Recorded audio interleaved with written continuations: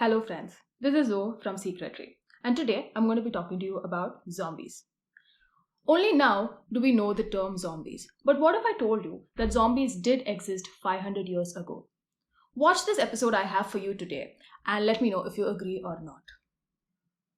Medieval Europe was no shortage of deadly diseases and outbursts that claimed a lot of lives, but none of them were as fun and bizarre as the dancing plague of 1518. July 1518 was a seemingly normal day in the beautiful city of Strasbourg, France, until Frau Trophia started dancing on the streets without any music. The event was very intriguing as Trophia did not seem to have any control over her dancing. It is claimed that she would collapse every night out of exhaustion, her shoes soaked in blood, but only to wake up the next morning to begin dancing again. A crowd began to form around the seemingly insane woman dancing to absolutely nothing. Onlookers laughed and clapped, but the laughter soon stopped when Trophia's dance ceased to stop. She continued to dance, and dance without rest for solid 6 days. Things got even stranger when the manic disorder began to spread.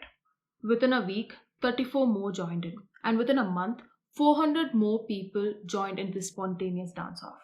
The outbreak grew in number, with at least 15 people dying every day due to exhaustion, strokes, and heartaches. It quickly grew into a full blown crisis wherein the dancers were not having a fun time. They were in obvious pain, screaming and begging to stop this bizarre affliction that they were suffering from. After consulting the doctors and astronomers of the time, it was announced as a case of natural disease, a case of hot blood. But that did not quite explain as to why these many people were dancing at one go. And in an attempt to fight fire with fire, the officials back then even constructed a stage and even hired musicians in the hope that they could dance the mania away. But rather than tiring the dancers, the music only encouraged more people to join in, thereby increasing the numbers dramatically. By the month of September, after a full month of dancing and multiple deaths, the dancing suddenly stopped just as quickly as it started, and people resumed back to their normal lives. Even though this sounds highly unbelievable, there has been many such instances that has been recorded in the medieval era, like the one in Germany in the year 1237, which is the basis of the story The Pied Piper. So what exactly caused these outbursts? Debates continue to this day whether this was a case of real illness or a social phenomenon. Contemporary explanations blame demonic possessions and illness like epilepsy, typhus, which is very prevalent at that time. Some theories even suggested that the dancers might be part of a religious cult, but the lack of evidence disapproved that. And others stated that this might be caused due to a food poisoning by a fungus called ergus, a toxic and psychoactive fungus that can grow on damp rye and can cause hallucination. In the course of history, this fungus has been blamed for various other anomalies like the Salem witch trials. But this theory raises more questions than answers. How was it that the people affected by ergot fungus was able to dance for this long? And how was it that all the people affected by this reacted the same way?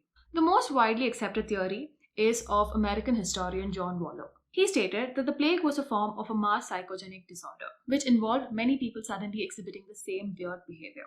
The illness possibly creates a situation where random and involuntary movements take place, especially due to extreme stress.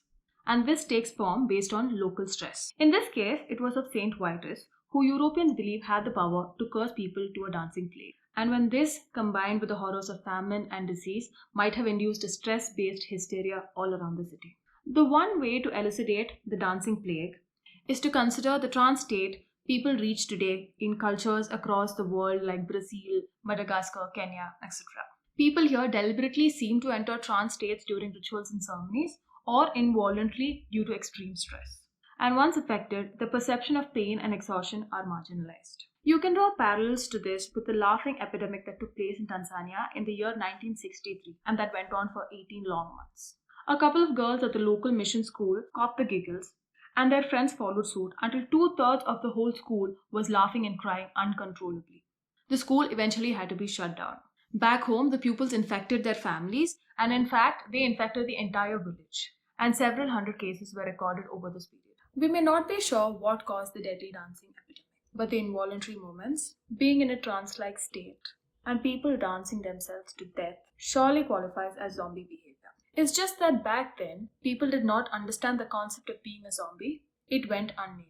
I hope you guys have understood the reasoning behind this theory and stay tuned on our channel for other such distinct and amazing stories.